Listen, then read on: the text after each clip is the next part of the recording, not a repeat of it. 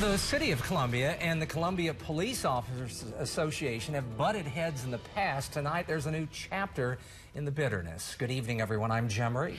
And I'm Emily Spain. Thanks for joining us. It was the first day of a lawsuit filed by the association for access to a city police officer survey and police chief emails. KOMU8's Caroline Peterson is in the studio now to break down the arguments.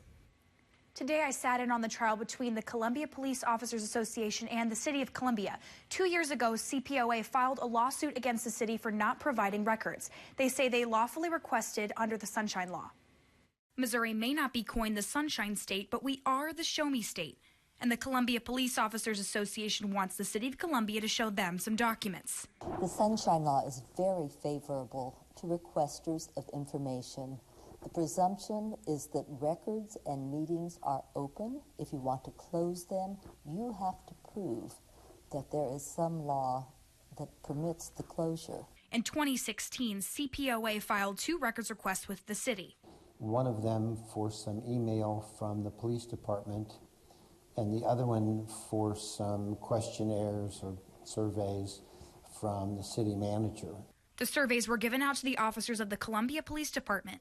There were 3 questions involving officer morale. The reasons the city gave for denying the request: the documents are a part of labor negotiations, and the surveys included personnel information. The law would say strip out that private information and release the rest. Mathis said when testifying the surveys included information that would make the identities of the officers known.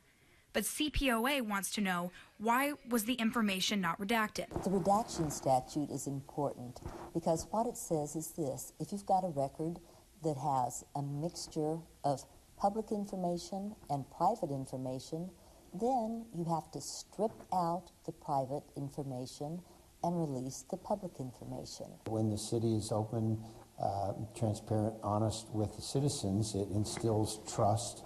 So the question still stands at the end of today's trial: will the city shed some sunshine on the documents?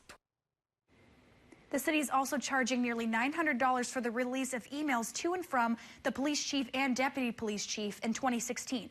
There's a proposed settlement on this part of the suit.